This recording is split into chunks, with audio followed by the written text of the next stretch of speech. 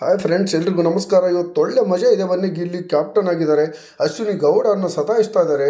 Kitchen clean ಮಾಡಿ ಅಂತ ಹೇಳ್ತಾ ಇದ್ದಾರೆ. ಅದಕ್ಕೆ ನಾನು ಮಾಡಲ್ಲ ಅಂತ ಹೇಳ್ತಾಳೆ. ಯಾಕೆ ಮಾಡಲ್ಲ ಅಂತ ಕೇಳ್ತಾನೆ. ಇಲ್ಲ, ಸುಸ್ತಾಗಿದೆ ಕಣೋ ಅಂತ ಹೇಳ್ತಾಳೆ. ಸುಸ್ತಾಗೋಕೆ ನೀನೇನು ಹಾರೆ ತಗೊಂಡೇನಾದ್ರು ಅಗೇಕ್ಕೆ ಹೋಗಿದ್ಯಾ? ನೀನು ಮಾಡಲೇಬೇಕು ಕೆಲಸ ಅಂತ ಹೇಳ್ತಾನೆ. ಇಲ್ಲ, ನಾನು ಮಾಡಲ್ಲ ಅಂತ ಹೇಳ್ತಾಳೆ. ಮಾಡ್ದಿದ್ರೆ ನಾವು ಬಿಡಲ್ಲ ಅಂತ ಹೇಳ್ತಾನೆ. ಯಾರಿಗೆ ಹೇಳ್ತಿದ್ದೆ ನೀನು? ಯಾರ ಹತ್ರ ಮಾತಾಡ್ತಾ ಇದೆ ಅಂತ ಅಶ್ವಿನಿ ಗೌಡ ಕೇಳ್ತಾಳೆ. ಕ್ಯಾಪ್ಟನ್ ಮೇಲೆ ಕ್ಯಾಪ್ಟನ್ ಹೇಳಿದ್ ಮಾಡಲೇಬೇಕು ನೀನು, ನನ್ನ ಮನೆ ಜವಾಬ್ದಾರಿ ನನ್ನ ಮೇಲೆ ಇರುತ್ತೆ ಅನ್ನುವಂಥ ಮಾತನ್ನು ಹೇಳ್ತಾನೆ ಗಿಲ್ಲಿ. ಅಯ್ಯೋ, ಕ್ಯಾಪ್ಟನ್ ಆದರೆ ನಿನಗೇನೆರಡು ಕೊಂಬದಿದೆ ಅನ್ನುವಂಥ ಮಾತನ್ನು ಹೇಳ್ತಾನೆ. ಯಾರಿಗೆ ಹೇಳ್ತಾ ಇದೆ? ಅದೆಲ್ಲ ನನ್ನ ಹತ್ರ ಬೇಡ ಕಣೋ ಅಂತ ಹೇಳ್ತಾಳೆ. ಮಾಡಲೇಬೇಕೀಗ ಅಂತ ಹೇಳ್ತಾನೆ. ಹೇಗೆ ಅಂತ ಯಾರಿಗೆ ಹೇಳ್ತೀಯ? ಒಂಟಕ್ಷರ ಮಾತಾಡ್ಬೇಡ, ನೀನು ತೀನು ಅಂತ ಮಾತಾಡಬೇಡ, ಚೆನ್ನಾಗಿ ಮಾತಾಡು ಅನ್ನೋಂಥ ಮಾತನ್ನು ಹೇಳ್ತಾಳೆ. ಇಲ್ಲ, ನೀನು ಕೆಲಸ ಮಾತಾಡ್ತಿದ್ದು, ನೀನು ಕೆಲಸ ಮಾಡ್ತಿದ್ರೆ ನಾನು ಹೀಗೆ ಮಾತಾಡೋದು, ನೀನು ಕೆಲಸ ಮಾಡಿದರೆ ನಾನು ಏನು ಹೇಳಲ್ಲ ಅನ್ನೋಂಥ ಮಾತನ್ನು ಹೇಳಿದಾಗ ಮಾಡಲ್ಲ ಹೋಗು ಅನ್ನೋಂಥ ಮಾತನ್ನು ಹೇಳ್ತಾಳೆ. ಆಯಿತು, ನೀನು ಮಾಡ್ತಿದ್ದೆ, ಇವತ್ತು ಯಾವ ರೀತಿ ಮಲಗ್ತೀಯ ನೋಡೋಣ, ನೀ ಮಲಗಿಬಿಟ್ರೆ ಇವತ್ತು ನಾನು ನೀನು ಹೇಳೋ ಕೆಲಸ ಮಾಡ್ತೀನಿ ಅನ್ನುವಂಥ ಮಾತನ್ನು ಹೇಳ್ತಾನೆ. ಅವಾಗ ಅಶ್ವಿನಿ ಗೌಡ ಮಲಗಿದಾಗ ಆಯಮ್ಮ ಮಲಗದ ಹಾಗೆ ಗಂಟೆ ಬಾರ್ತಾ ಸೌಂಡ್ ಮಾಡ್ತಾ ರಾತ್ರಿ ಎಲ್ಲ ಕಿರಿಕಿರಿ ಕೊಡ್ತಾನೆ. ಇದು ಕ್ಯಾಪ್ಟನ್ಶಿಪ್ ಕೆಪಾಸಿಟಿ ಅಂತ ನಾವು ಹೇಳ್ತಾ ಇದ್ವಿ ವೀಕ್ಷಕರೇ. ಯಾಕಂದರೆ ಅಶ್ವಿನಿ ಗೌಡ ಮಾತ್ರ ಕಣೋ ಗಿಣೋ ಹೋಗೋ ಬಾರೋ ಅನ್ಬಹುದಂತೆ, ಇವ್ರು ಮಾತ್ರ ಮಾಡು ಬಿಡು ಅಂತ ಹೇಳಂಗಿಲ್ಲಂತೆ. ಕಿಚನ್ ಕ್ಲೀನ್ ಮಾಡು ಅಂದರೆ ಒಂಟಕ್ಷರ ಮಾತಾಡ್ತೀಯ, ನೀನು ನಾನು ಅನ್ಬೇಡ ಅನ್ನೋಂಥ ಮಾತನ್ನು ದಬಾಯಿಸ್ತಾಳೆ ನೋಡಿ. ಇದು ಬರೇ ಈ ಅಶ್ವಿನಿ ಗೌಡದು ಇದೇ ತಗಾದೆ. ಮೊನ್ನೆ ಒಂದು ಟಾಸ್ಕಲ್ಲಿ ನೋಡಿ, ಈ ರಕ್ಷಿತಾ ಶೆಟ್ಟಿಯನ್ನು ದಬ್ತಾಳೆ. ದಬ್ಬಿ ಕೈಯಿಂದ ದಬ್ಬಿ ಕಾಲಿನಿಂದ ಒದ್ದು ಔಟ್ ಮಾಡಿರ್ತಾಳೆ. ಇದು ಬಿಗ್ ಬಾಸ್ ನಿಯಮ ಮೀರುತ್ತೆ.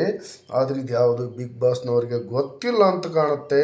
ಹಾಗೆಯೇ ಧ್ರುವಂತವ್ರ ಜೊತೆ ಕೂಡ ಹಲವಾರು ರೀತಿಯಲ್ಲಿ ಹಲವಾರು ಬಾರಿ ಜಗಳ ಆಡಿರ್ತಾಳೆ. ಅದೇ ರೀತಿಯಾಗಿ ರಘು ಜೊತೆ ಕೂಡ ಊಟಕ್ಕಾಗಿ ಯಾವುದೋ ಒಂದು ಅನ್ನಕ್ಕಾಗಿ ಜಗಳ ಆಡಿರ್ತಾಳೆ. ಗಿಲ್ಲಿ ಜೊತೆ ಈ ಮೊದಲು ಹಲವಾರು ಬಾರಿ ಜಗಳ ಆಡಿರ್ತಾಳೆ. ಮತ್ತೆ ಗಿಲ್ಲಿ ಜೊತೆ ಒಂದಾಗಿರ್ತಾಳೆ. ಈ ಎಮ್ಮಂತೆಲೆ ಹಾಫ್ ಮೆಂಟಲ್ ಆಗಿಬಿಟ್ಟಿದೆ ಬಿಗ್ ಬಾಸ್ನಲ್ಲಿ.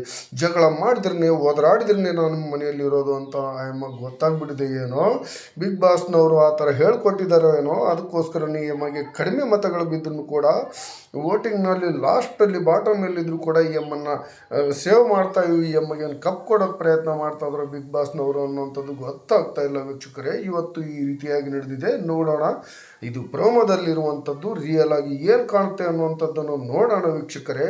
ಈ ಫೈಟ್ ಮಾತ್ರ ಸಖತ್ತಾಗಿ ಗಿಲ್ಲಿ ತಾನು ಏನಂತ ಕ್ಯಾಪ್ಟನ್ ಅಂದರೆ ಏನಂತ ತೋರಿಸಿದ್ದಾನೆ. ಕ್ಯಾಪ್ಟನ್ ಗಿಫ್ಟನ್ ಆದರೆ ಏನು ಕೊಂಬಂದಿದೆಯಾ ಅಂತ ಅಶ್ವಿನಿ ಗೌಡ ಕೇಳಿದಾಗ, ನೀನು ಒಂದ್ಸರಿ ಕ್ಯಾಪ್ಟನ್ ಆಗಿ ತೋರಿಸು, ಅದು ಬಿಟ್ಟು ಸುಮ್ಮನೆ ಇಲ್ಲಿ ಕೆಲಸ ಮಾಡೋದನ್ನು ಬಿಟ್ಟು ತೆಗಿಬೇಡ ಅನ್ನುವಂಥ ಮಾತಿಂದ ಜಬರ್ದಸ್ತಾಗಿ ಅಶ್ವಿನಿ ಗೌಡಗೆ ಟಾಂಗ್ ಕೊಟ್ಟಿರ್ತಾನೆ ವೀಕ್ಷಕರೇ. ಇದನ್ನು ನೋಡಿ ಇವತ್ತು ಸಖತ್ತಾಗಿ ಮಜಾ ಇದೆ. ರಾತ್ರಿ ಇವತ್ತು ನಾಮಿನೇಷನ್ ಪ್ರಕ್ರಿಯೆ ಕೂಡ ನಡೀತಾ ಇದೆ. ಅದರಲ್ಲಿ ಬಹಳಷ್ಟು ಜನ ಇವತ್ತು ನಾಮಿನೇಟ್ ಆಗಿದ್ದಾರೆ ಅಂತಲೇ ಹೇಳ್ಬೋದು.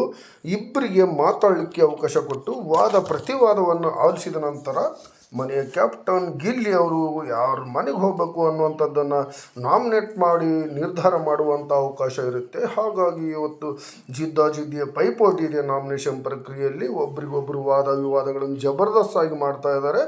ಈ ನಿಟ್ಟಿನಲ್ಲಿ ಯಾರ್ಯಾರು ಇವತ್ತು ನಾಮಿನೇಷನ್ ಆಗಿದ್ದಾರೆ ಅನ್ನುವಂಥದ್ದನ್ನು ನೋಡಬೇಕು. ಕ್ಯಾಪ್ಟನ್ ಗಿಲ್ಲಿ ಇರೋದರಿಂದ ಕ್ಯಾಪ್ಟನ್ ಈ ವಾರದಲ್ಲಿ ನಾಮಿನೇಷನ್ನಲ್ಲಿ ಬರೋದಿಲ್ಲ. ಹೋದ ವಾರದಲ್ಲಿ ಕಾವ್ಯ ನಾಮಿನೇಷನ್ನಲ್ಲಿ ಬಂದಿರಲಿಲ್ಲ, ಯಾಕಂದರೆ ಅವ್ರು ಕ್ಯಾಪ್ಟನ್ ಆಗಿದ್ದರು. ಇವತ್ತು ಕಾವ್ಯ ಕೂಡ ನಾಮಿನೇಷನ್ನಲ್ಲಿ ಬರುವಂಥ ಎಲ್ಲ ರೀತಿಯ ಅವಕಾಶ ಇದೆ. ಹಾಗಾಗಿ ಪ್ರತಿ ಸಾರಿನೂ ರಕ್ಷಿತಾ ಶೆಟ್ಟಿನೂ ಬರ್ತಾರೆ, ಸ್ಪಂದನೂ ಬರ್ತಾರೆ, ಎಲ್ಲರೂ ಕೂಡ ನಾಮಿನೇಷನ್ನಲ್ಲಿ ಬರುವ ಅವಕಾಶ ಇದೆ. ಇಬ್ಬರ ವಾದ ಪ್ರತಿವಾದ ಕೇಳಿದ ಮೇಲೆ ಗಿಲ್ಲಿಗೆ ಅವಕಾಶ ಇರುತ್ತೆ ಯಾರನ್ನ ನಾಮಿನೇಟ್ ಮಾಡಬೇಕು ಅಂತೇಳಿ. ಅವರವರ ಫೋಟೋಗಳು ಇರ್ತವೆ. ಆ ಫೋಟೋಗಳನ್ನು ಒಂದು ಸುತ್ತಿಗೆಯಿಂದ ಹೊಡೆದು ಅವ್ರನ್ನ ನಾಮಿನೇಟ್ ಮಾಡ್ತಾರೆ. ಆ ಮೂಲಕವಾಗಿ ಇವತ್ತು ನಾಮಿನೇಟ್ ಪ್ರಕ್ರಿಯೆ ನಡೆಯೋದಿದೆ. ಯಾರ್ಯಾರ ಫೋಟೋಗಳನ್ನು ಯಾರ್ಯಾರ ಹಲಿಗೆಗಳನ್ನು ಯಾರ್ಯಾರ ನಾಮಿನೇಷನನ್ನು ಇವತ್ತು ಗಿಲ್ಲಿ ಮಾಡಿದ್ದಾರೆ ಅನ್ನುವಂಥದ್ದನ್ನು ನೋಡಬೇಕಾಗಿದೆ ವೀಕ್ಷಕರೇ. ಅಲ್ಲಿವರೆಗೂ ನನ್ನ ವಿಡಿಯೋ ನೋಡ್ತಾ ಇರಿ ಅಂತ ಹೇಳ್ತಾ ಎಲ್ರಿಗೂ ನಮಸ್ಕಾರಗಳು, ಧನ್ಯವಾದಗಳು.